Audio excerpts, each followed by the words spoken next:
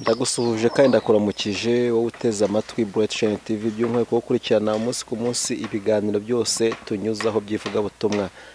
Imana y'amahoro iguhe umugisha. Ndasuhuje rero inshuti zacu n'abakunzi muri ahantu hatandukanye mu bice bitandukanye by'isi.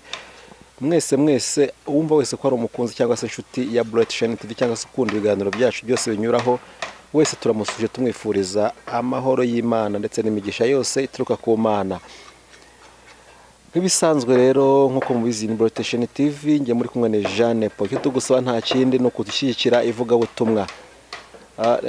Gushyigikira ivugabutumwa ntabwo ari gutanga amafaranga gusa, kuyatanga nabyo ni byiza, yadufasha mu buryo bwinshi butandukanye, gutunganya amashusho n'ibindi bigiye bitandukanye, ariko kandi atabonetse tugusaba subscribe nabura mu bantu ufite 500 udushakiyemo nka subscribe 400 ubu duteye inkunga ikomeye cyane. Amafaranga yo nimbabuze wikuye uvuga ngo nagashyikiye Buri TV ngo ariko nta mafaranga mfite, ngo nta bushobozi mfite, ngo ubwo rero ngo nibihangane ntago nzabashyigikira.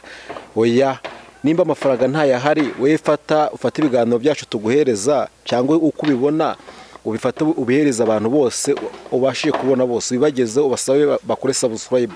Niba kuri subscribe inkunga yawe nayo utanze tuba tuyikeneka, iyo nkunga irakomeye. Cya kabiri, inkunga sa amafaranga ya subscribe gusa, ibyo ni byiza, ariko kandi n'inkunga y'ibitekerezo nayo ibikenewe. Ukajya ukajya muri comment ukavuga ati inkunga ntanze igitekerezo cyanjye, igitekerezo mugikoze cyakwagura ubwami bw'Imana, cyabafasha mu ivugabutumwa mwatangiye cyangwa se muri gukora muri no minsi ya none.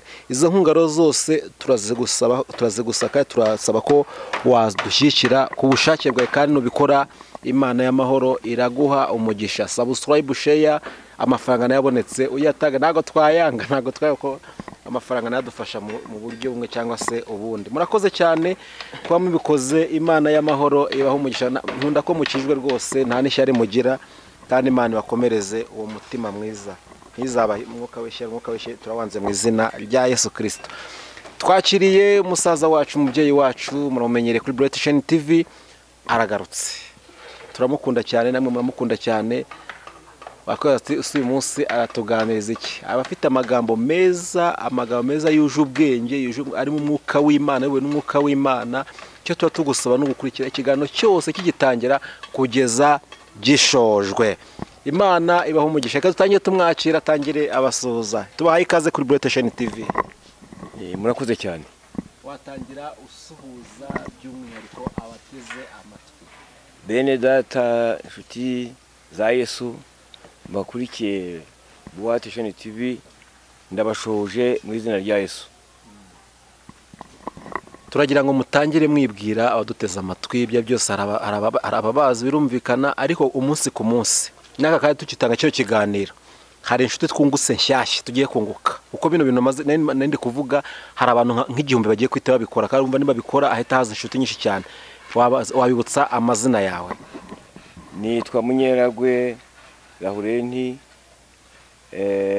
umuvugabutumwa uri mu kiruhuko cy'izabukuru. Nakoreraga muri paruwasi icyahoze ari paruwasi y'Abatsinda, ubu ngubu ni itorero rya Gasabe. Murakoze cyane. Utubwiye yuko uri umuvugabutumwa ariko uri mu kiruhuko cy'izabukuru. Kugira ngo umuntu ajye mu kiruhuko cy'izabukuru, bya byose aba yarakoze. Turagira ngo mbere ko twinjira mu kiganiro rero udusangize urugendo rwawe rw'ivugabutumwa kugeza uyu munsi, kugeza ugiye mu kiruhuko cy'izabukuru, n'umwe mu kiruhuko cy'izabukuru. Yego, urugendo rwanjye rw'ivugabutumwa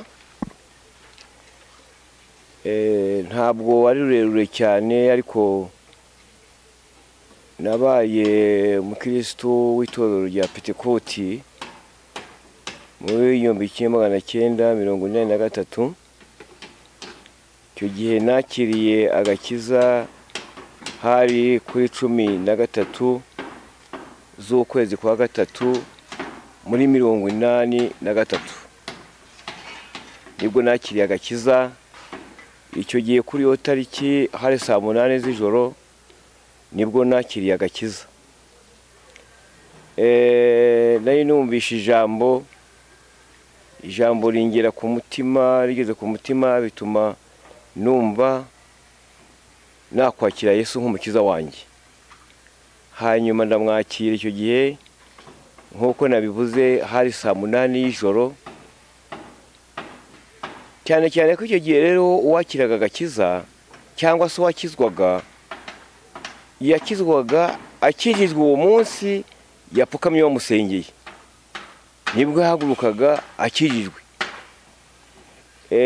Ashobora kuba yarasanzwe afite ibyaha ko yakoraga, akaba ari umusinzi, akaba ari umusambanyi, akaba ari n'umujura. Uwo munsi yafashe umwanzuro wo gupfukama bakamusengera, yakizwaga uwo munsi. Uwo munsi nibwo yakizwaga, akaba arakijijwe, agatangira no kumuhamya, agatangira no kumuvugira. Yewe ataranabatizwa, mbere yuko nabatizwa yatangira kuvuga Yesu yamajije kumwakira. Hanyuma yamara kumwakira akabatizwa. Iyo umuntu yamaga gukizwa yarabatizwaga, ariko akabatizwa abanje kwigira icyo twitaga umubatizo, kwiga washyika ukabatizwa, utashyika ugasibira, ukazabatizwa ubutaha. Kandi icyo gihe ukuntu cyari giteye, iyo umuntu yakizwaga agatangira kwigira umubatizo, hari igihe yasangaga hari nka rimwe atarareka, akavuga ati ngewe rero ntabwo mbatizwa kuko ndacyafite imbogamizi, Imana ibishatse nzabatizwa ubutaha. Nuko ubwo agasibira ku giti cye kandi abikunze abishaka, icyo iragamije gusa no kujya mu ijuru, kuko umuntu si ngombwa ko yagomba kujya mu ijuru ko abatijwe, yagomba kujya mu ijuru ko yihannye. Kubatizwa rero kugira ngo umuntu yashyirwe mu itorero, abe umunyetorero, cyane cyane nicyo byari bimaze, kuko iyo umuntu yabatizwaga nibwo yatangira kwinjira mu itorero, akajya ku igaburo ryera. Yamaze kubatizwa ndetse akaba afite n'umuhamagaro ahagurukanye w'ivugabutumwa, akarivuga nta cyagamije, akabivuga nta kigendereye, agira ngo abantu bakizwe gusa bakire Yesu. Hanyuma urugendo rwanjye rw'icyo gihe rero byajyanye no kumva afite umuhamagaro w'ivugabutumwa.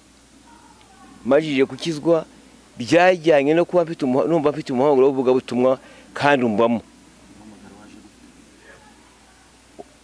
Umuhamagaro uzumajije gukizwa. Iyo umajije gukizwa n'umuhamagaro uzamo. Umuhamagaro ntabwo ufata mbese ngenda mvuga ibyo nabonye nuko umuhamagaro ugufata umajije gukizwa. Ahubwo nashatse kujya nigisha, nkigisha ntarabatizwa. Abantu se bamwitoro batabwiriza bataririmba nta muhamagaro baba bafite. Abantu bamwitoro batabwiriza bataririmba, umuntu ashobora kugira umuhamagaro wo kuririmba, umuntu akagira umuhamagaro wo kuvuga ubutumwa. Biratandukanye. Kuko umuntu ashobora kuvuga ati ngewe umuhamagaro mfite no kuririmba, so kuvuga ubutumwa. Abantu benshi bajya babivuga, n'ubundi na kera barivugaga, wavuga uti nitujyana ahantu bizagenda bite, ati nge nzaririmba uzigisha. Kuko nge nta muhamagaro mfite wo kwigisha, mfite umuhamagaro wo kuririmba. Burya umuhamagaro wo kuririmba urukwawo, n'umuhamagaro wo kubwiriza ubutumwa urukwawo. Ariko hari n'ushaka kugira umuhamagaro wo kuririmba, akaba yagira no kubwiza. Ibyo nabyo birashoboka. Hari n'uwabaho ntaririmbe, nkuko ubona abakristo uzabona abakristo aririmba izo mbita nkuko barimba mu rusengero. Ntabwo ushobora kuba udafite umuhamagaro azajya mu ijuru, apfa kuba akijijwe. Ibyo umuhamagaro wo gukorera Imana w'ivugabutumwa n'umuhamagaro wo kuririmba, kuvuga ngo hari abazaririmbirwa, hari n'abazigishwa. Ntabwo ni ngombwa ko abantu bose bagira umuhamagaro wo kwigisha cyangwa bagira umuhamagaro wo kubwiriza. Hari abagira umuhamagaro wo kuririmba, hari n'abagira umuhamagaro wo kwigisha, bakaba bafite nabo bigisha nabo baririmbira. Niyo mpamvu uzasanga iteraniro rifite abaririmbyi, rifite n'abigisha. Mukitubwira ko kumwumvishemo ivugabutumwa, umuhamagaro w'ivugabutumwa mwahise mutangira gukora, cyangwa nta mbogamizi mwahise mwinjira mu ivugabutumwa nta kibazo? Majije kubatizwa, nashakaga kuba nakwigisha mbere yuko ntarabatizwa. Ariko majije kubatizwa nibwo natangiye ivugabutumwa.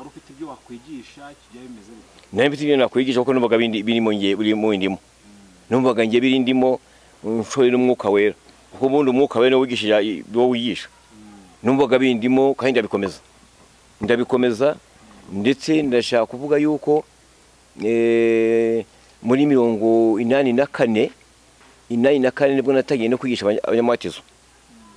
83 kuko nabatijwe mu kwezi kwa munani muri 83, noneho mu kwa 12 muri 83 nibwo natangiye kujya nshaka kwigisha, ariko ntibankundire bati uretse uracyari umwana bazi ngo bagerageze, kuko n'umuhamagaro barawugerageza bakareba ko ibyo bintu bimeze.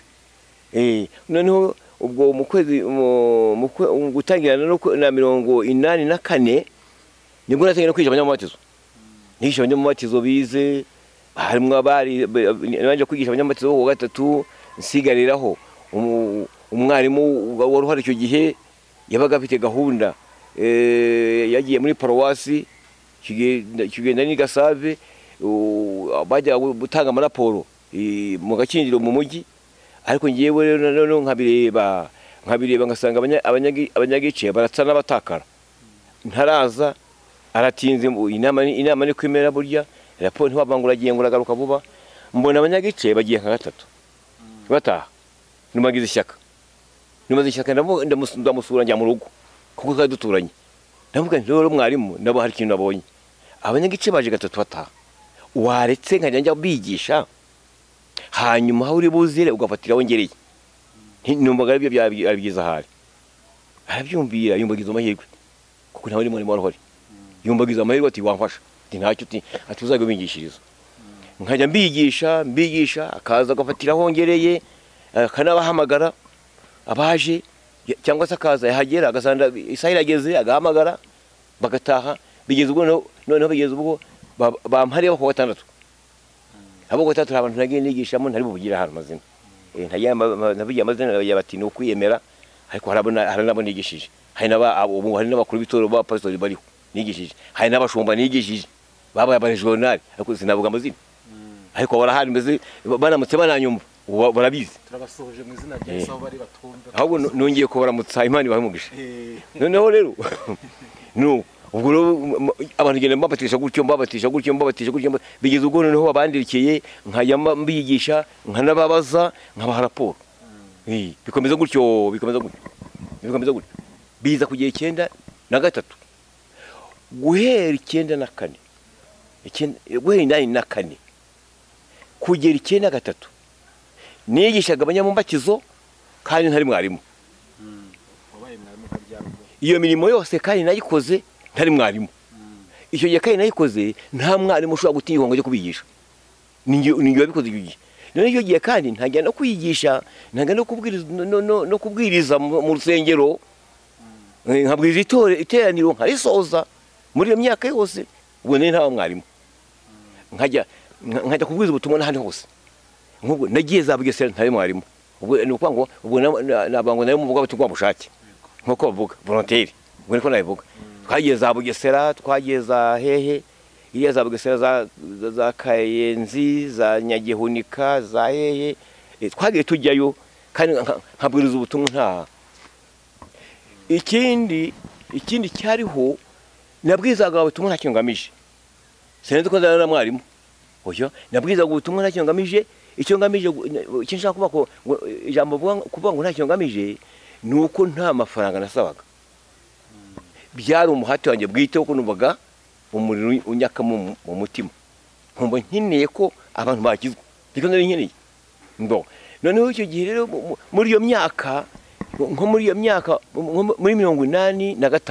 muri 86 nibwo twatangiye kujya, nibwo natangiye kujya kuvuga ubutumwa za Mugambazi, reko imugambazi ari naho iwacu, kuko mu Mugambazi batangiye gukizwa muri 85 barakizwa, biragorana barakizwa, abakizwa birabagora, ariko baravansa barakomeza barakizwa. Kuki gukizwa mbere byagoraga, ngo bikaba bitakigwa no kubera iki?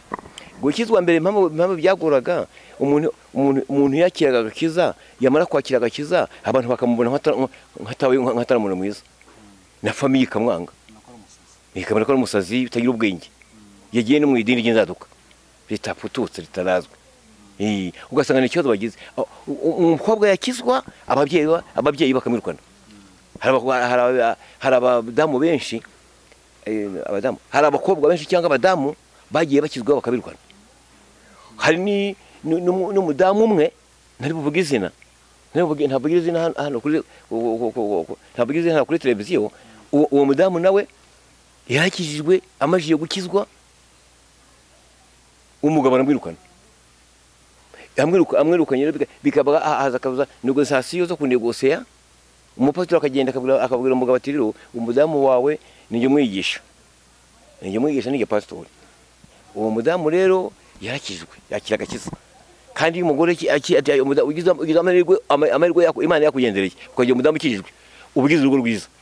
Nuko yaje gusenga, aza gusenga aho nigishiriza hana akasobanura byagatumwe akabyumva ati ngize amahirwe kuba mbonye aho aturuka, ati nashakaga. Urikumva abandi no bakanangira bo bagashaka bashyiraho n'inkoni zo kumukubita ati nzamukubita mubivemo, ariko bikanga.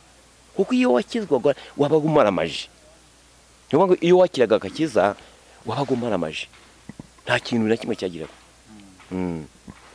Okay, mwabyumvishe amatuteza amatwi mwese. Uyu niwe tugiye kuganira, murumva ko ni inzu y'ibitabo, afite amateka menshi yatubwira kandi buri wese akamugirira akamaro mu rugendo rugana mu gihugu cyo mu ijuru.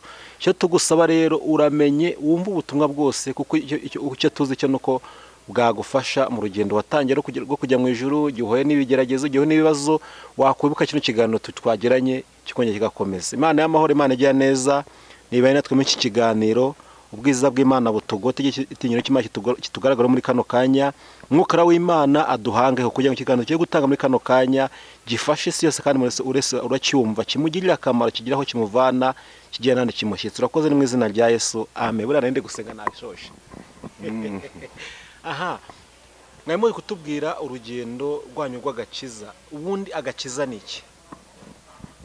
Agakiza no umuntu akizwa yumvise ijambo ry'Imana. Ijambo ry'Imana rigakora ku mutima. Kakirwa gute? Yamara kugira ku mutima, ijambo ry'Imana yumva agize ubwoba bw'ibyaha yakoze. Uko barimo babwiriza cyangwa se Imana inamwigisha, hari igihe Imana ishobora kumwigishiriza iwe, hari igihe Imana ishobora kumwigisha mu rusengero. Kuko rimwe Imana igihamagara umuntu atari mu rusengero, ishobora kumuhamagara ari no hanze. Ahubwo hanze imuhamagari, ahubwo agahita aza mu rusengero akaza gukurikirana ijambo ry'Imana. Ni ukuvuga ngo agakiza iyo ukakiriye urahinduka kandi uca bugufi. Agakiza no guhinduka no guca bugufi. Agakiza no guhinduka, ugahinduka kandi guhinduka ugaca bugufi. Ikindi cyongeyeho, agakiza iyo ukakiriye ntushobora gukora ikintu kibi, ntushobora kugambanira umuntu, ntushobora kubuza amahirwe y'umuntu, ako ni agakiza. Ntushobora kurwana, ntushobora gusinda, ntushobora gusambana, ntushobora kugira inabi yindi. Ibyo bintu mbese uhinduka muri ibyo bintu byose. Ubwo wamara guhinduka, agakiza kakwinjiyemo. Icyambere ijambo ry'Imana wumvishe niryo rituma ufata agakiza. Nk'ubu ngewe nkizwa kuri yo saa ya 8 z'ijoro, hari kuwa gatanu nkizwa, nari umuntu w'umukobwa yasomye ijambo ry'Imana, arisoma kuri Petero wa mbere, arisoma kuri Petero wa mbere, ndetse nshobora no kuyasoma inshuti za Buri TV bakumva aya magambo. Umuntu akizwa ari uko yumvisha ijambo rikoze ku mutima, akagira ubwoba bw'ibyaha yakoze. Noneho iryo jambo rikavuga mu bice 4 bya Petero wa mbere. Noneho hakavuga ngo Mumbaye ni Petero wa kabiri, ahubwo Petero wa kabiri ibice 2 n'umurongo wa 4 haravuga ngo nuko ubw'Imana itababariye abamarika bakoze icyaha, ahubwo ikabajugunya mu mworera, ikababohesha iminyururu y'umwijima ngo barindire gucirwaho iteka. Kuko ubwo itababariye isi ya kera, ahubwo ikarokora Nowa umubwiriza wo gukiranuka n'abandi 7 gusa, ubwo yatezaga isi y'abatubaha Imana umwuzure. Kandi ubwo itababariye, kandi ubwo yaciriyeho iteka umudugudu w'i Sodoma na Gomora, iwutwitse ikayigira ivu, ikayishyiraho kuba akabarore n'abazagenda batubaha Imana. Ayo magambo niyo yanteye ubwoba. Njya gukizwa ayo magambo niyo yanteye ubwoba. Nibaza ukuntu Imana ishobora kumbabarira itarababariye abamarayika bacumuye, ahubwo ikabafata ngo ikavuga ngo ibashyira mu mworera, ibafungira mu mwijima inshuro burindi kugira ngo bategereze kuzacirwaho iteka. Nsanga nyewe umuntu ndi iki kwa bamarayika bo bategereje kuzacirwaho iteka? Ndi iki? Ndi muntu ki? Iryo joro ryarisomwe n'umukobwa. Igitangaje rero, uwo mukobwa kandi warisomye ntiyize theology, si umuteoloji, ni umwuka uramwigishaga. Niyo mpamvu irivuga butumwa ryacu cyangwa ry'itorero ry'abapentekote mvuge gutyo, irivuga butumwa ni ivuga butumwa ryishorewe n'umwuka wera. Ni umwuka yari warishoreraga. Umwuka yari warishoreraga ku buryo umuntu utarize,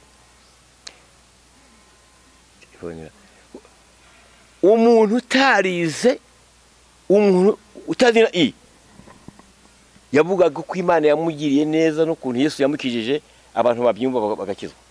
Ari ayo magambo gusa avuze, nta cyongereza nta gifaransa avuze, akavuga ati Imana, mu by'ukuri Imana yankijije. Ngewe nari umupfumu, ngewe nararaguraga, nari umunyamahembe, nari umupfumu ukomeye cyane, nari n'umuruzi, ariko Imana yankijije.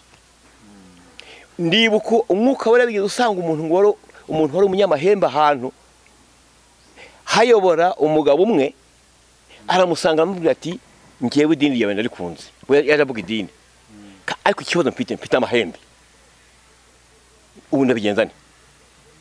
Atutuye ateganya umunsi ajyayo, amahembe aratwika, umugabo arakizwa birarangira. Kubera iki? Amahembe rero ntiwayikubitaho ugiye gutya nk'ugiye kurwana n'abantu. Ni ukusenga no kuba wambaye imbaraga zivuye mu ijuru, kuko imbaraga z'Imana nizo zirukana amahembe. Ntabwo wayirukana nk'uko wirukana ihene igiye kona wigarura, ntabwo uko byagenda. Bisaba gusenga kandi umwuka wera akabana nawe, kandi ijwi ry'Imana rikanakwemerera kugira ngo ujyeyo. Ntabwo apfa kugenda nabwo. Ijwi ry'Imana rivuga ngo mugende, mukagenda mufite imbaraga. Nukuvuga ngo mukagenda mufite puissance y'umwuka, atari imbaraga z'u Rwanda, mukaba mufite imbaraga z'umwuka wera. Hanyuma mukagenda mukirukana amahembe akagenda, mukirukana abazimu mu muntu bakagenda, abita abadayimoni bakarekura umuntu akagenda. Umuntu bamuteza abadayimoni, bamuteza amahembe ari hano, amufatiye hano, mukamusengera kubera ko mwambaye imbaraga ziruta iz'aya mahembe akagenda. Imana dufashe cyane. Murakoze cyane. Turacyari ku gakiza n'igisobanuro cy'agakiza. Ese ushobora kureba umuntu ukavuga ngo uyu muntu arakijijwe? Impamvu mbabaje gutyo, ugiye ubona umuntu tukamona ko akijijwe mu rusengero, twara n'imirimo y'itorero kuyikora, n'umuvuga butumwa arabwiza, ni pastor n'umushumba n'umuntu runaka, n'umuririmbyi n'umukristo mu itorero runaka. Ariko wagera hanze ukumva ngo gukizwa nka runaka nabireka. Kandi mu byo atubwiye imbere y'umuntu yakizwaga yabaga ahindutse ku buryo umuntu babana agize amahirwe, ariko uyu munsi ugasanga umuntu ahubwo ugize ibyago. Biterwa n'iki? Hari abantu burya bikundira idini. Idini barikunze, uko zifite abarimbyi baririmba neza, ubona n'abantu aho bitwaye neza, abakobwa bazima, hari uza akurikiye n'abakobwa akaza aje kurambagiza, akareba umukobwa atura ndamukunda, agashaka ndetse n'uburyo amwimenekanishaho, umukobwa nawe ntabimenye, ntabisobanukirwe impamvu umuntu amushaka, bikageza ubwo yinjiriye, akinjira akamenya yuko umuntu agiye gupfukama, akamenya yuko umugabo umuntu aje gupfukama yigira umubatizo, akamenya ko umuntu umaze kubatizwa aza muri korari. Ubwo uri bufate impande zose. Hari umuntu nanone ushobora kuza akaba mukirisitu atashaka kujya muri korari, akitwararika neza, akabona ari umuntu mwiza ameze. Hari abantu bagiye bavuga ngo wenda akora kankareke, hari abantu bagiye bavuga ngo kwitwara nk'umurejiyo. Burya umurejiyo ni umuntu utuje, ni umuntu ubona witonze, umuntu w'Imana, mbese wakabigana bakajya kwitwara ko uwo muntu akabigana akajya kwitwara ko akajya kuri ashobora no kugira amahirwe akaba kuri kuba pasitori, kuko hari ukuntu buriya wenda aba yabagiyemo. None se ikibazo mfite, mbere bavuga ko iyo umuntu yakoze ibyaha yajyaga kuza abanyamwuka bamubonye, abantu ntibakemerera umwuka ko aba mu nzu y'Imana, ntabwo bigitunze umwuka w'Imana, kuki umuntu azagakora ibyo bintu byose atakijijwe afite ikimugenza, akajya ku rwego rwo kuba pasiteri, rwo kuba umushumba ataravumburwa kugira ngo bamwihanishe by'ukuri. Umva rero ibintu birahinduka, kuko icyo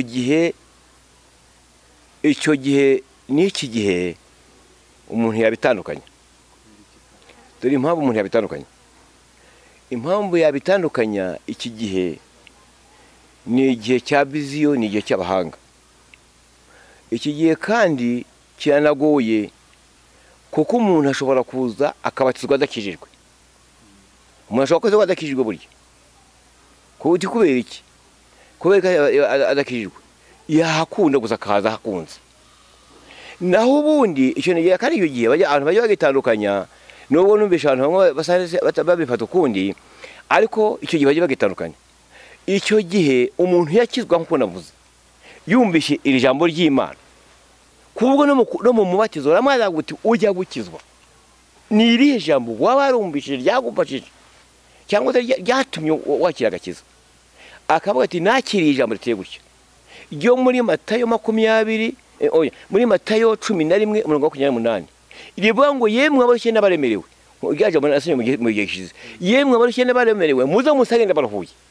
Noneho yakwiyumva uko ameze, yakumva anarushye, yumva afite ibibazo, ati numvishe noneho umuntu wanduhura, reka nakire mukiza, reka nakire Kristo. Nuko naho ubu ngubu abantu baza ari benshi kubatizwa, urumva, baza ari benshi kubatizwa, bakabatizwa, ariko kugutanamo utamaze uti se mu mutima ijambo wumva ryagutsinze niriye, ashobora kuri gusubiza cyangwa atari gusubiza. Ikindi ashobora no kuri kubwira wenda itaramutsinze. Akakubwira impamvu nge mbona ishobora kuri gutera ibyo bibazo. Urabona, sinzi urinde butubwira impamvu. Nashaka ko kuki imbere abantu babatizwaga hashize igihe kinini cyane, ko umuntu yakizwaga uyu munsi ukumva kugira ngo azabatizwe yiza umubatizo nk'umwaka wose atarabatizwa, ariko uyu munsi umuntu ari kubatizwa uyu munsi ari kuza mu itorero. Katubwite kuza mu itorero, gukizwa ni ikindi kintu nkuko twabyumvishe. Gukizwa tuwe ko ari kimwe, no kwinjira mu itorero ari ikindi. Tubyite kuza mu itorero. Uyu munsi ari kuza mu itorero ku cyumweru, uyu munsi ku cyumweru, ugasanga ku wa gatandatu nta cyumweru kirashira arabatijwe. Ariko mbere twareba ugasanga mbere yigaga umwaka wose akagenzurwa imbuto ze, amakuru yabo bana bakayabaza. Niko amateka tubwira itorero rya ADEPR katurivuga mu izina. Ugasanga bazuhamya bwabo babana, bazuhamya bwa karitsiye akora ku kazi, ugasanga iki gihe cy'umwaka cyose ari kugenzurwa. Ariko uyu munsi ari kuza uyu munsi mu idini mu cyumweru kimwe, nta sinzi ko ntabakimara ukwezi, ukumva ngo yabatijwe. Mfite ikibazo aho sibyo biri gutera ibibazo mu itorero. Ese cyangwa ikibazo nuko abakamugenzuye nabo bameze nkawe? Iyo umuntu yashaka kwigira umubatizo agatangira kwigera wigiraga, noneho byagire igihe cyo kubatizwa igihe kingana iki nk'ubu nge nize amezi abiri ubwo kuvuga ngo nize koko abantu buri cyumweru nize n'ibyumweru urebye nize amezi abiri ngewe nize amezi abiri ariko ntari igihe namaze nge nterana mfite na Bibiliya kuko hari umuhungu umwe wo ku Gisenyi nayitiye nyimugaruriye arambwira ati yijyane nabivuyemo ntabwo nkibijyamo biriya bintu ati yijyane nabivuyemo nkoresha iyo Bibiliya nkajya ngisoma ngasenga nkayisoma ngasenga kandi nkayisoma nk'itabi nanywaga ntabwo inzoga se ninywa inzoga nkajya guterana ndagira ngo nakubwire yuko mboneho no kukubwira yuko umubatizo wa mbere ntabatijwe uti kubera iki ahantu narindi majije gushaka gukizwa ubwo urubango nashaka gukizwa ubwo ngubwo ahantu narindi umupasiteri yajyaga ampamagara akaza kumakazi noneho akarentumye umuntu noneho ya muntu mwaho bwari yizira noneho aje asanga kuko umuhungu twabanaga yari umufundi yaragiye Rwamagana umuhungu twabanaga ntiyarahari none namaje kunywa itabi isegereti irahumura mu nzu noneho aje ahageze ampamagaye ndasohoka nturambwira ngo iki ati kandi nkwegere nkubwira ati jewe nagushakiraga ahageze asanga itabi iranuka ati burya waraguye ndamwibuka mfate yamufata usetsa cyane usetsa cyane ati burya waraguye uwo mubatizo sinabatijwe ntabwo nabatijwe oya nagiye kubazwa ahubwo nagiye kubazwa ngezeyo naho batanze komunikasiyo batonga itabi ngezeyo ikintu cyashekeye cyantangaje n'umuhibuka barambajije ngo se warasoze n'abahanga narabakunze cyane ntabwo bambwiye ko namwe itabiyewe bo barambwiye ngo ngiye kubatizwa ndicaye bagiye kumaza ngiye kubatizwa umubatizo noneho nicaye barambaza ngo none se ngo warasoze ntabwo ndasora mwarimu gasore rero nta muntu ubatizwa atarasoze mwatangaga umusoro wa magana ane mu itorero cyangwa muri leta muri leta ariko rero nta muntu wabatizwa atarasoze niko byari bimeze niko byari bimeze nuko kabaye akantu keza ko kumbaza kugira ngo batambwire ati bamwe itabi ntabwo batizwa banga kunkomeretsa bati noneho rero koresha uko ushoboye ushake amafaranga wenda none yabuze atubwira ko yabuze atariko shati umba amatafari mu binkaka uzayabona umupasiteri ko yambwiye ntabivuge izina ati uzayabona ndigendera ariko ngeze mu nzira kubera ko nari mukuru ndavuga yatabi yambonanye ntabwo ari batakumbura uri kubatizwa ukagumya ukarinywa ukamwa itoro unywa n'agatabi iyo batambumbura byari kungora nabwo byari kungora ntabwo nari kujyamo kuko bari bafite amaso areba ku buryo byabaga bigoye kandi ikindi ubwo hari n'undi wari wambonye hari n'undi wari wambumbuye waba waratanze raporo hari n'undi warambonye watanze raporo icyo dushaka kuvuga gusa ni uko iyo umuntu yigiraga mu mabatizo yagomba kubatizwa afite ubuhamya bwiza ikindi niyo umuntu yigiraga mu mabatizo igihe kikagera cyo kubatizwa yaravuga ati pasitori cyangwa mwarimu ntushyire kuri gahunda kuko ndabona ntarashyika n'iryo jambo bakoreshaga nari ntarashyika ahubwo nzabatizwa ubutaha Imana nibishaka kurwa baravuga utero mu byukuri iyo umuntu akurebye ntabwo urashyika bakomenya kudashyika reka burya urabona uko ushobora kureba umuntu yasinze ushobora kureba umuntu aramusinze nuko nawakira agakizo umubona mbuga n'uwakira agakiza ndiko mubona nkuko ubona umusinzi ntabwo ushobora guhisha agakiza ngo bigore biramenyekana none se uyu munsi impamvu abantu batakigenzurwa aho uko badafite ababagenzura kuko uyu munsi uri kugenda ukagera mu itorero nako ugasanga pasiteri ari kwigisha ariko ejo ukabona muhuriye mu kabari runaka cyangwa se muguhe mu matiku runaka cyangwa se ugasanga niwe uri kugambanira abantu ugasanga nawe ari gukoresha ayo impamvu abantu batakigenzurwa cyane ngo imbuto zabo zigaragaye mbere yuko bateza si uko nta bagenzura bahari babaye nk'abandi bose si ikibazo ngo nitoro kuzana ibibazo. Iyo urebye usanga nk'uko nigeze nkubwira abantu baza bakinjira mu idini bakajyamo bakabatizwa gusa nta bindi, nta jwi yumvishe, nta jambo ry'Imana yasomye ryatumye atsindwa, nta jambo ryiza atsindwa. We nk'uko nababwiye yaje gutya yizera mu idini, yizera mu idini aribamo, ndetse aribamo n'umuririmbyi, ashobora kuba umupasitori, ashobora kuba umupasitori. None ikindi kandi no gukurikirana imikizwe y'abantu usanga binagoye, usanga binagoye. Niyo mpamvu mu bintu bigomba kubaho hagomba kuvugururwa, hagombye kuvugururwa imivugire y'ivugabutumwa no gukurikirana abitabiriye ivugabutumwa bashaka kwinjira mu itorero.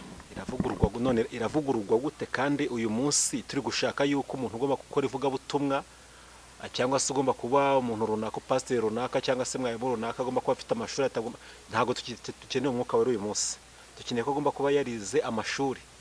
Iravugwa gute kandi ntari kwemera kuyoborwa n'umwuka, ashaka kuyoborwa n'amashuri? Amashuri harahagarukira ariko umwuka w'Imana arinjira agahingonya mu mutima akagira ibyo abona. None uyu munsi turashaka yuko umuntu wakora ibyo bintu ari umuntu wize, ntabwo dukeneye agakiza. Biravugurwa gute none? Ariko na mbere abantu bize bari bahari, ariko bafite n'umwuka wera. Na mbere abantu bari bahari bize, ariko ikintu kimwe cyabaye ni uko umuntu yajyaga gukizwa yarize ariko agakizwa kijijwe, kuko hari ibyo yarakoraga nawe. Icyambere hari nk'umuntu yakoraga ahantu cyangwa se byese umuntu utarakizwa akora ibyo ashaka. Uyu munsi nyine ari kuza aje mu kazi, ntabwo ari kuza aje. Noneho uyu munsi we ngiravuga mu muhanda w'ubukristo, uyu munsi umuntu arakizwa araza ati ndakijwe, mbese mu by'ukuri afata ibitabo ati ndakijwe, ubwo akaba arakijwe akamufata nk'umuntu ukijijwe, akajya muri korali akagira gute ibintu nk'ibyo, ariko akaza nk'umuntu ukijijwe, akaza yambaye nk'umuntu ukijijwe, akaza avuga nk'umuntu ukijijwe. Noneho wenda ibintu ukabibona mu bikorwa, ibintu ubibona mu bikorwa, ukaba wavuga uti ya muntu ariko ntakijijwe, wenda ntibimubwire ukavuga uti ntakijijwe, nawe umuntu udakijijwe wamumenye, wabona ibyo akora ukabatira bya byose, wenda uriya muntu yagiye amaze akijijwe, ukabatira umuntu yagiye amaze akijijwe. Ariko icyo nshaka kuvuga ni uko iyo umuntu yakijijwe aba afite ibyo areka akabireka burundu, yakoma adakijijwe agategereza igihe azabatizwa akagira. Ubu rero noneho ayo gahunda yo ubu yararangiye. Uyu munsi impamvu ibyo bibazo byose byazaga umuntu ari kuza uyu munsi ntimumenye ko akijijwe, mukabona amezi yararenze nkombe, ni wa mwuka wera mwirukanye. Muri gushaka umuntu wize, nimba nshaka akazi uyu munsi ndi umushomeri ko mfite amashuri yanjye, arabo twita abapagane niko mwitoro mubita buhanzi, ati kugira ngo mbone akazi ngiye muri rya torero nahita mbonamo akazi mfite diploma, bakahita bamubatiza. Ibyo bisi byo biri gutera ibibazo buri munsi n'abo bantu. Ubwo ari nk'uko umuntu yaza gushaka umukobwa adakijijwe, ariko uyu munsi niko bimeze, yaza gushaka umukobwa adakijijwe. Noneho uyu munsi rero mbese tuvuge ni ikintu ushobora gutandukanya, wenda ukavuga uti kera byaremeze gutya, kera byaremeze gutya, none ibyo bikaba kera habayeho.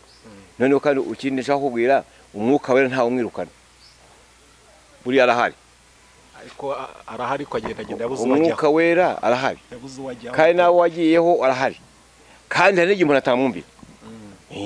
Hari igihe umuntu afite umwuka wera ntamwumvire bitewe n'ibihe uko bigenda. ntabwo twaciteye ngo dubiye ngo ntibafite umwuka wera, yaba afite umwuka wera ariko kubera ibihe bikomeye bigatuma agaragara nk'utawiyoberwa nawe kubera ibihe. Noneho satani ikindi tugomba kwibuka ko satani nawe bahari. Uzi ijambo Pawulo yavuze, nshaka gukora ibyiza ibibi bikantanga imbere. Urumva Pawulo ni umunyamwuka ukomeye cyane, ariko yageze aho akavuga ati yewe nshaka gukora ibyiza ibi bikantanga imbere. Umuntu afite umwuka wera uri muri we kandi ashaka gukora ibintu byiza, ariko kubera satani bigatuma ashaka gukora ibyiza ibi bikamutanga imbere. Twifuje kuganira nayo kino kiganiro kigendanye n'agakiza cyangwa se ku mwuka wera, uburyo akorera mu bantu cyangwa se uburyo agira ibintu ahishura, kuko ko ufite inaribonye mu rugendo rw'agakiza.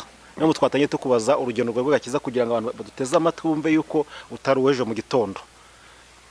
Turagira ngo tujye ngo dusobanurire abantu by'ukuri impamvu bamenya ahantu ibintu biri gupfira, bamenye n'ahantu ibintu bigomba gukirira. Ko dukeneye ko intego zimwe mu ntego zivuga ubutumwa Buri TV ikora ni ukugira ngo tubwire abantu Kristo, bamenye Kristo, ko bamenye ukuri, ko bamenye ukuri ko kuzaba batu. None tugira ngo dusobanurire abantu ukuri k'ibintu, nimba yumva hari ahantu yagenda gati bitameze neza, amenye ibyo agomba gukosora uko bimeze.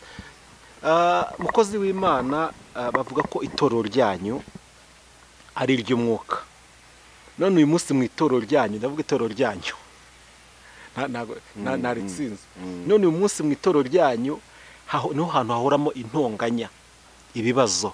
Ni bande bariye amafaranga? Nabo mu itorero ryanyu. Ariko nyumva ni bande barwanye, bari guterana, bari kurwanya nyawe, kumva ngo runaka ngo ari kugwarandwanya, ibintu bimeze gute, waraba ugasanga ni muri rya torero ryanyu. Nkibaza ibibazo bya buri munsi bituruka hehe? Bande bandikiye umukuru w'igihugu cyangwa bandikiye leta, mukuru w'igihugu nyakubahwa perezida wa Repubulika y'u Rwanda, ngwino winjire mu itorero ryacu udufashe gukemura ibibazo byanze, ubuyobozi buratunaniye, uri kurigisa amafaranga. Ni bande babikoze buri munsi? Muri uyu munsi nuko ntaje nabyegereje, bankoretse inyandiko, zimwe mu nyandiko zerutse kwandikirwa umukuru w'igihugu na RGB, bavuga ati ngwino udukemurire ibibazo byo mu itorero rya ADEPR, reka tubivuge gutyo twe kuri tsinda.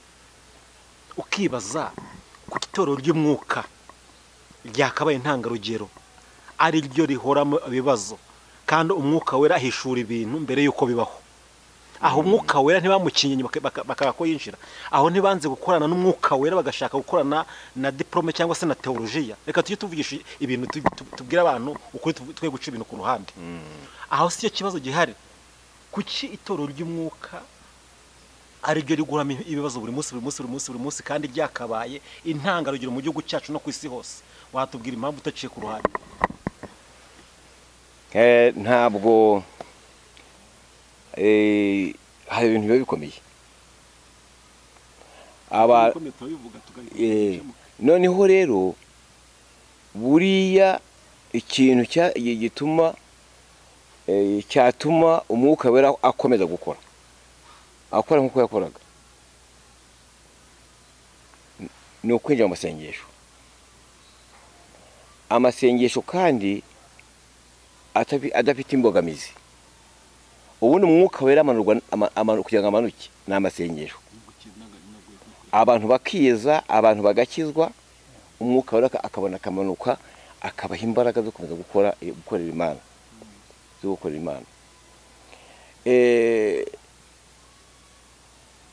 Sinzi umwuka wera nk'uko bivuga, kuko ko abantu bawukwebye. Ntabwo umwuka wera wawukweba. Kandi hari ikindi, hari uko wenda kubera satani ushobora gukora ibintu byiza, satani akakuvangira wenda ugakora ibibi. Nk'uko navuze niko Pawulo yavuze ngo ashaka gukora ibyiza bikamutanga imbere. Ikindi kandi, ubu hari ikintu kiba kigoye.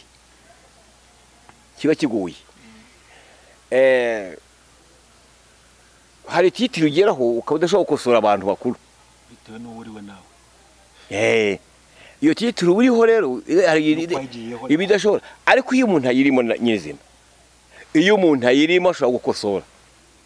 Nkuja ahubwo ntiwe munyamakuru ibi nibi kubera iki kundi umunyamakuru mugenzi wawe. Noneho rero ari ibintu utakosora bibaho. Ikintu rashaka ko tuvuga gusa nagakiza ko umuntu yakakiraga yumvishe ijwi ry'Imana cyangwa se asomye ijambo ry'Imana rimutinze. Akumva ko tuguma no kureba ku ngaruka zo kutakakira kandi zamaze kwinjira. Noneho igikomeye cyane rero nge amakuru mfite nukuntu umuntu yakiraga agakiza, nukuntu yajyaga mu vuga butumwa, nukuntu yakiraga umuhamagaro. Naho iyi minsi uravuga uti se uti kumbona abantu barwana ubundi ugasanga baragambanira wenda kandi bitarabagaho. Kuko mu minsi ishize hari abayobozi twari dufite mwari mufite mu itoro rya ADEPR, umwe muri bo ndabyibuka dufite ikiganiro yakoze, aravuga ngo naragambaniwe na bagenzi banjye dukorana mu bayobozi. Ngo yagambaniwe nabo. Uri kubyumva? Nkibaza uwo nimba byarukuri, ntago tubizi nimba byarukuri, ko yatangaje avuga ngo naragambaniwe kugira ngo bigende gucya kandi nagambaniwe n'abantu dukorana.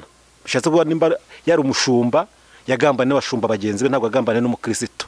Nkibaza nimba abashumba bo hejuru bari kugambanirana, bazabwiza gute agakiza bo hasi kandi nabo ubwabo bari kugambanirana? Bazajya babwira abantu hasi ngo mureke kugambanana kandi biri hejuru. Siyo kibazo turi kujya tugira mu muri rero nta makuru yabo mfite. Nta makuru yabo nta makuru yabo mfite. Uri kumva nta makuru yabo mfite aba bantu. Wona aho bwe ntiburiya ndareba gusa ko nta makuru yabo mfite. Ntabwo nyine biramutse ari ukuri. Uko bivuga biramutse ari ukuri, nge sinabakosora. Nambaraga mfite zo kubakosora biramutse ari ukuri. Bibaye ukuri sinabakosora, bibaye atari ukuri nabyo sinabakosora. Turi mu itangazamakuru n'urwego rushobora kugeza amakuru abantu batandukanye kandi mu gihe gitoya. Cya kabiri, uri mu bantu b'inararibonye, ushobora guhanura umuntu ukavuga ati nyabona wagakoze gutyo umurimo w'Imana akagenze mu buzima busanzwe. Uri inararibonye no mu buzima bw'ito cyangwa se bw'umwuka hose uri inararibonye. Ufite uburenganzira bwo guhanura umuntu, ukaza ukampanura ukavuga ati wa mwana we genda gucya, ibintu nabimanjemo, urugero narumanjemo, itware gucya kugira ngo ibintu bikosoke. Si igitangaza ko ubonye ibintu biri gupfa ugaceceka, ntacyo ufashije umuntu kandi ufite uburenganzira. None se umwarimu ajya gukosora umushumba? Niyo wamuruta, niyo waba uri mukuru umurusha imyaka, wakosora umushumba. Turatanga inama, ntago turakosora, ahubwo bakosorwa n'abandi bashumba bandi. Kandi ubu turimo tuvugana ibiri mu mbaza, ababyumva bazabyumva ko wenda hari icyo barengeye ntibajye gukosora bagenzi babo. Ariko uko bivuga gutyo ngicyo ngendereye ni agakiza. Bashobora kuba agakiza kenshi, kuba atari kenshi, wenda atari kenshi, ariko nge bikaba bigoye. Umuntu agira agakiza kenshi. Noneho rero burya biba bigoye. Uretse wajya urakosora ndi. Noneho giye no mu kiruhuko cy'izabukuru. Icyo turi gushaka no kugira ngo dutange inama wowe uduteze amatwi muri kano kanya, uri we wese, ushobora kuba uri umushumba, ushobora kuba uri umukristo, urwego ururimo rwose. Bajya bavuga ngo ijambo ry'Imana rivuga ngo nta muhanga ari urugendo. Niko ijambo ry'Imana rivuga ngo ni ugufashanya, kandi buri wese ijambo rikavuga ngo buri wese n'urugingo rwa mugenzi we. Bishatse kuvuga ko mu rugendo rugana mu gihugu cyo mu ijuru nta mukuru nta mutoya, nimba ntibeshye. Niyo mpamvu navuga rero twabagira inama ko mu rugendo rugana mu gihugu, mu isi hari umukuru ari muto kandi tugomba kubahana. Ariko mu rugendo rujya mu gihugu cyo mu ijuru suko tutubahanye, ahubwo buri wese abera umugenzi w'urugingo. Kandi ntabwo wakomera ko ukuboko kwawe kw'iburyo cyangwa kw'ibumoso kugira ikibazo kundi guhari. Uragufasha kugira ngo amoko yawe yose abe mazima. Wowe nk'urugingo rwawe ni iki wabwira urwo rugingo kugira ngo rukosore bitakora? Noneho wowe urabivuga nk'umunyamakuru, ariko ubwivuga nk'umunyamakuru rero buriya nta mwarimu ukosora umupasitori. Ubwo tureka ibintu bipfe noneho. Keretse we iyo bakorana wenda gutya, ariko bakorana nabwo bari bwambwa ati nyakubahwa pastor ndabona ariko kirazira ahubwo wakosorwa n'undi.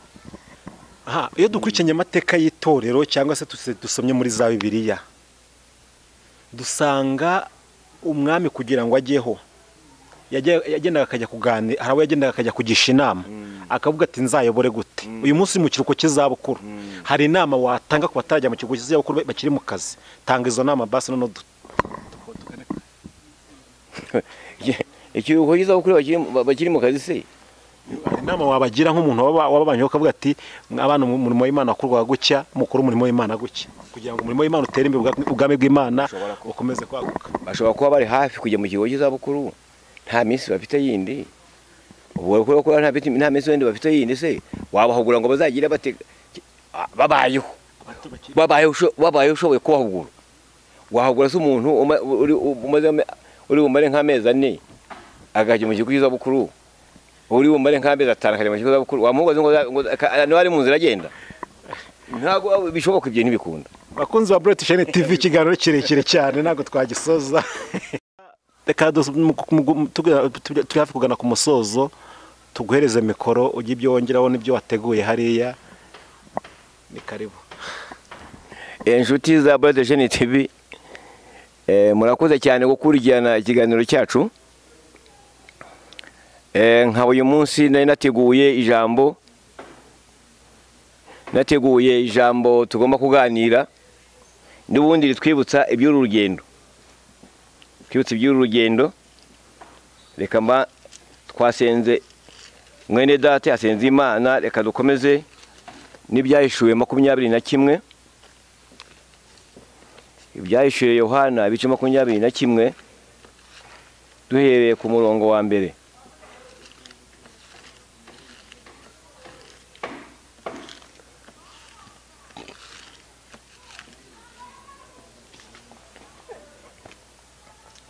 Makumyabiri na kimwe duhereye ku murongo wa mbere haravuga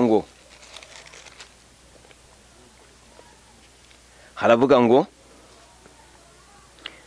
mbona ijuru rishya n'isi nshya, kuko ijuru rya mbere n'isi ya mbere byari byashize, n'inyanja yari itakiriho. Mbona ururembo rwera Yerusalemu nshya rumanuka ruva mu ijuru ku Mana, rwiteguwe nk'uko umugeni arimbishirizwa umugabo we. Numva ijwi rirenga rivugira kuri ya ntebe riti, dore ihema ry'Imana riri hamwe n'abantu bayo, kandi izaturana nabo bazaba abantu bayo, kandi Imana ubwayo izabana nabo, ibe Imana yabo. Izahanagura amarira yose ku maso yabo, kandi urupfu ntiruzabaho ukundi, kandi umuborogo cyangwa gutaka cyangwa kuribwa ntibizabaho ukundi, kuko ibya mbere bishize. Yicaye kuri ya ntebe iravuga iti, dore byose ndabihindura bishya. Kandi ati, andika, kuko aya magambo ari ayo kwizerwa n'ay'ukuri. Kandi ati, birarangiye. Ni ngero Alfa na Omega, itangiriro n'iherezo. Ufite inyota nzamuhera ubuntu kunywa ku isoko y'amazi y'ubugingo.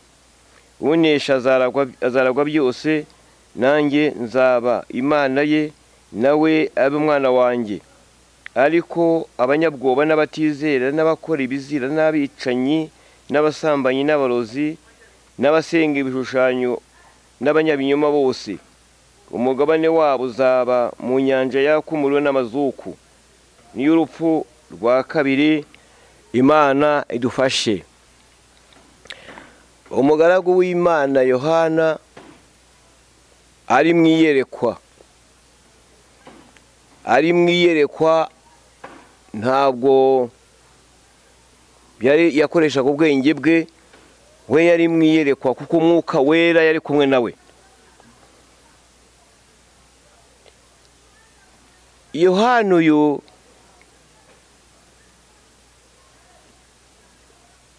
amateka avuga ko yari ipatumo, kandi yari umushumba wari uyoboye itorero ry'Efeso. Hanyuma Yohana bamukura muri Efeso bajya kumujugunya ku kirwa cya Patimo.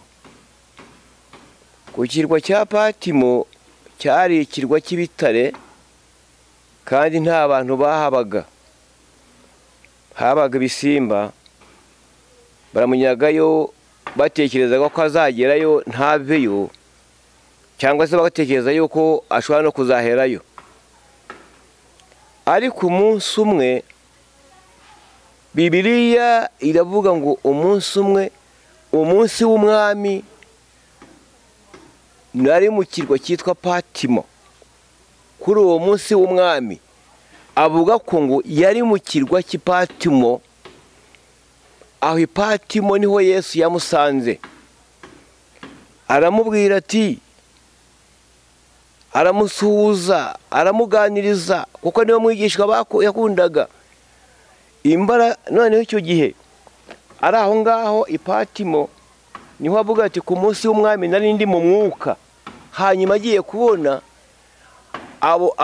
abona usa n'umwana w'Imana, usa n'umwana w'umuntu. Aramubona, aramubwira ati Yohana humura, ndi uwa mbere kandi ni uwa nyuma. Ariko nari narapfuye, ariko ubu none ndiho. Mfite urufunguzo rw'ijuru n'urw'ikuzimu. Imana idufashe cyane. Ariko nkomeje rero, hariya muri 21 aravuga ati mbona ijuru rishya, mbona n'isi nshya, kuko ijuru rya mbere n'isi ya mbere byari byashize, kandi n'inyanja yari itakiriho. Mbona ururembo rwera Yerusalemu nshya rumanuka ruva mu ijuru ku Mana, rurimbishirijwe nk'uko umugeni arimbishirizwa umugabo we. Imana idufashe ngo amajije kubona urwo rurembo rwera Yerusalemu nshya rumanuka ruva mu ijuru ku Mana, rwiteguwe nk'uko umugeni arimbishirizwa umugabo we. Imana idufashe cyane. Aha Yohana abona Yerusalemu, abona umurwa mwiza. Uwo murwa mwiza rero yabonye niwo abera bazabamo. Uwo murwa mwiza yabonye niwo abera bazaturamo. Ati nuko ngiye kumva numva ijwi. Yohana akavuga ati numva ijwi rirenga rivuga yumva ijwi rirenga riva kuri ya ntebe rivuga riti, dore ihema ry'Imana riri kumwe, rizabana n'abantu bayo, izaba Imana yabo nabo bazaba abana bayo. Imana idufashe. Ahangaha ni umurwa bera bazaturamo, ni umurwa bera bazabamo. Abantu bazabamo kandi ni ba bantu barangije kwizera Yesu nk'umukiza wabo, ni ba bantu barangije kwizera Yesu nk'umucunguzi wabo, ni ba bantu bamajije kumenya agaciro k'amaraso ya Yesu. Abo nibo bazaba muri uwo murwa wa Yerusalemu. Niyo mpamvu yavuze ngo mbona ijuru rishya n'isi nshya. Ni ukuvuga ngo aho ngaho niho abera bazaba. Kondisiyo irimo ngo ariko abanyabwoba n'abatizera n'abakora ibizira n'abarozi, ni ukuvuga ngo abo bantu ntabwo bazinjirayo, ntabwo bazajyayo. Ni ukuvuga ngo umugambanyi ntazajyayo, umusambanyi ntabwo azajyayo, umusinzi ntabwo azajyayo, umujura ntabwo azajyayo, umurozi ntabwo azajyayo. Abantu bose bakora ibitandukanye n'ijambo ry'Imana, abatandukanye n'ubushake bw'Imana, abatandukanye no kubana n'Imana, bagashaka kuba ukwabo, bagakora ibyo bashaka, bagakora ibyo bumva, ntabwo bazinjira muri uyu murwa. Imana idufashe. Uyu ni umurwa mwiza, ni umurwa w'abera bazabamo. Akavuga ngo yicaye kuri ya ntebe iravuga iti, dore byose ndabihindura bishya. Uyu munsi wa none bene data nshuti za Buri TV, umva uko ijambo ry'Imana rikubwira uyu munsi wa none. Umva uko ijambo ry'Imana rivuga ngo dore ndabihindura bishya. Imana yiteguye kuguhindura mushya uyu munsi wa none. Umaze igihe warateshutse ugasubira inyuma, ariko Imana yiteye kuguhindura. Nubwo wabonaga bikugoye byakunaniye muri iyi minsi bitewe n'ibihe ugezemo, dore ndabihindura bishya. Ndabihindura bishya. Uyu munsi yiteguye guhindura umuntu mushya. Uyu munsi yiteguye kuguhindura mushya. Uyu munsi yiteguye kongera kugushyira ku rufatiro. Hari umurwa abera bazabamo utari nk'uwo ku isi. Imana idufashe cyane icyo gihugu cyiza abera bazabamo. Niyo mpamvu Bibiliya ivuga ikavuga ngo abasambanyi n'abarozi n'abicanyi, abo bantu bose ngo umugabane wabo uzaba mu nyanja hakuno n'amazuku. Mwene data, mushiki wacu, reba neza ko imikorere yawe, reba neza ko imigenderere yawe izakwinjiza muri iki gihugu. Reba neza imyizerere yawe uko wizeye ko bizakwinjiza muri kino gihugu. Imana idufashe. Bibiliya ikerekana ururembo rwera Yerusalemu, ikerekana n'ukuntu rurimbishijwe, ikerekana n'ukuntu rumeze. Bisaba ko umuntu uzajyayo uzinjirwamo n'abera. Abantu bagambanira abandi ntibazinjirayo. Abantu bashinja abandi ibinyoma ntabwo bazinjiramo. Abantu bashaka kubuza abandi amahoro ntabwo bazinjiramo. Abantu bashaka kubuza abandi amahirwe ntabwo bazinjiramo. Ahubwo abazinjira muri icyo gihugu ni abantu bagenze kwishaka, ni abantu bejejwe. Imana idufashe. Ariko muri aya masaha inshuti za Buri TV umva ijambo ry'Imana ko rivuga ngo dore byose ndabihindura bishya. Yiteguye kuguhindura mushya. Nubwo wananiwe ugacogora muri urugendo, ariko yiteguye guhindura rushya kugira ngo uzinjire muri ruriya rurembo, kugira ngo uzinjire muri ruriya murwa. Nuko ugomba guhinduka mushya. Nuko ugomba kongera guhinduka mushya. Nubwo muri iyi minsi ushobora kuba warateshutse, ariko ndagira ngo nkubwire yuko muri iyi minsi tugezemo ari iminsi y'inyongezo, ari iminsi yo kugira ngo umuntu yongere yitegure bushya. Imana ishimwe cyane kugira ngo umuntu yongere yitegure. Imana idufashe cyane. Hari ibigaragaza yuko ururembo abantu bazabamo atari nk'urwo ku isi. Ururembo rwera Yerusalemu rubashya. Bibiliya iravuga ngo, Bibiliya yo iravuga ngo ku murongo w'9 mu bice 21 haravuga ngo haza umwe muri ba bamarayika barindwi bare bafite zabyanugwi zuzuye ibyago birindwi by'imperuka. Avugana nanjye arambwira ati ngwino nkwereke umugeni, umugore w'umwana w'intama 10.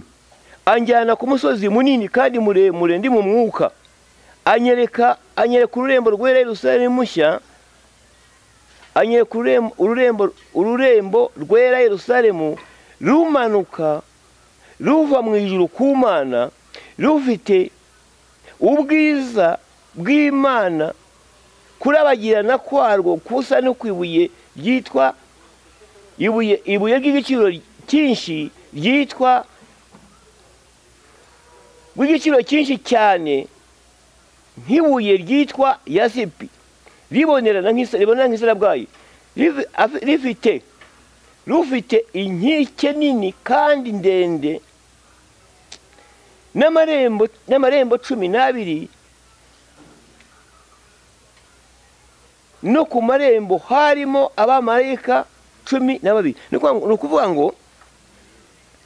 Ni ukuvuga ngo uru rurembo rwari rwubatswe mu iyerekwa rya Yohana. Yohana avuga ko ibi byose yabibonye ari mu mwuka, ntabwo yari mu mubiri. Ngo anjyana ku musozi munini kandi muremure ndi mu mwuka, anyereka ururembo rwera Yerusalemu rumanuka ruva mu ijuru ku Mana, afite ubwiza nk'ubw'Imana, kurabagirana kwarwo gusa n'ukwibuye ry'igiciro cyinshi cyane nk'ibuye ryitwa yasipi, ribonerana nk'isara bwayo. Ugeze ku murongo wa 18 hakavuga ngo inkike zarwo zubakishijwe yasipi, naho amarembo ubwarwo rwubakishijwe izahabu nziza imeze nk'ibirahure byiza. Imfatiro z'inkike z'urwo rurembo zirimbishijwe amabuye y'igiciro cyinshi y'amoko yose. Urufatiro rw'irembo rwari yasipi, urwa kabiri rwari safiro, urwa gatatu rwari karudoni, urwa kane rwari samaragido. Imana idufashe cyane. Niyo mabuye yari yubatse urwo rurembo, kandi urwo rurembo uko yarubonye, yabonye ari ururembo rw'igitangaza, kuko yarubonye ari mu mwuka. Imana idufashe. Ndagira ngo dusoze iki kiganiro cyanjye, ariko nkwibutse yuko hari ururembo abera bazaturamo bavuye hano ku isi. Nagira ngo nkwereke yuko ugomba guhinduka, ugomba kugaruka, kuko hari ururembo abera bazabamo. Ongera ugaruke rero, ongera ugaruke mu nzira, ongera ugaragare mu nzira. Wari waracitse intege urananirwa, ariko ongera ugaruke mu nzira kugira ngo uzinjiye muri uru rurembo. Ntubifate nk'ibintu bidashoboka, ntubifate nk'ibintu bidakunda.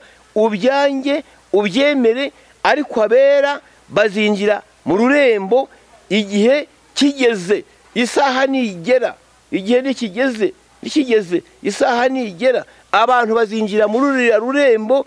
Ariko ikintu cyitonderwa, ruzinjirwamo n'abera, ruzinjirwamo n'abatoranijwe, ruzinjirwamo n'abemeye guhamagarwa. Haleluya. Ruzinjirwamo n'abantu bemeye kwemera, bakababara, bakemera, bagahura n'ibibazo, bakemera, bagahura n'ingorane, nibo bazarwinjiramo. Bibiliya iravuga ngo izahanagura abantu bose ku maso baririye mu isi. Imana idufashe. Bibiliya niko ivuga. Bibiliya ivuga yeruye yuko aba bantu bazinjira muri kiriya gihugu bagomba kuba ari abantu bera, agomba kuba ari abantu batunganije, agomba kuba ari abantu bihanga ibyaha, abantu bagomba abanyuze mu ntambara, bakajya mu intambara bakagucika intege, bagahura n'imbuga bakagucika intege, bagahura n'ababanga, bakemera, bakahatiriza, bakabana nabo. Niyo mpamvu Bibiliya ivuga ngo nzahanagura amarira ku maso barereye mu isi. Imana idufashe, kandi Imana itugirire neza. Ngiye gusenga Imana. Ndagira ngo sengere abantu bumvishe aya magambo uyu munsi wa none. Ndagira ngo sengere abantu bumvishe aya magambo bagakanguka, bakibuka ko hari ikindi gihugu bazabamo, ntibarambarare mu isi. Hari abantu babona isi bukumva bazayituramo, bazayibamo burundu kugeza igihe runaka, bazayibamo bakayibamo uko bashatse, badashaka kuzayivamo. Ariko ndagira ngo nkubwire umunsi wayivuyemo umenya aho uzajya. Niba warahateguriye, niba warahateguye, umenya aho ugomba kuba. Ugomba kumenya ahantu uzajya. Niba warahateguye, urahategura none. Ucyumva aya magambo, urategura aho uzaba. Ucyumva aya magambo, urafata umugambi, urebe ko igipimo wari uriho hano uyu munsi ariko kiri. Imana idufashe cyane, kandi Imana itugirire neza. Mwami Imana yacu, turagushimye. Tugushimiye ijambo ryawe. Ijambo ryawe rigezeho uyu munsi wa none. Ndasabye kugira ngo umuntu wese wumvishire ijambo, ndaguye ngo umwuka wera asobanurire umuntu wese. Umwuka wera ari usobanurira umuntu wese. Mana yacu, wumvishe aya magambo, umusobanurire. Wari ufite intege nke, umwongerere imbaraga. Wari ubuze ibyiringiro, umwongerere ibyiringiro. Wari uyobewe muri ibi bihe, ayobejwe n'ibihe bigoye, ayobejwe n'ibihe muruhije. Mana, wongere umusangi mukangure. Wari ugowe, wongere umukangure. Hari abantu benshi bafite ibibazo, hari abahirijwe n'ibintu bitari bimwe, hari abahirijwe n'ababanga.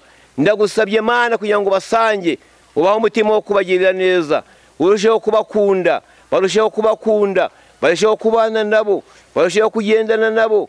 Mwami Imana yacu, Mwana igira neza, umuntu wese umuhumura amaso, akangukire kuzinjira muri rurembo, akangukire kuzagerayo. Mana ishobora byose, sengeye umuntu wese warunaniwe, sengeye umuntu wese warucogoye, kugira ngo wongere mugirire neza. Umucyo wawe winjire mu mutima we, kandi ubwiza bwawe burabagiranire kuri we. Mana yacu, umwongerere imbaraga, kandi umwuka wawe wamushoboze, yirinde gucika intege, ahubwo atumbire wewe wenyine, kuko ari we bande ryo kwizerwa. Ni mu izina ryawe tubisabye Yesu, amen. Nomero za telefoni ni 0788 689 9258, 0788 689 9258. Imana ibahe umugisha, kandi murushaho guhora mutegereje kugeza igihe umwami wacu azagarukira. Murakoze, Imana ibahe umugisha.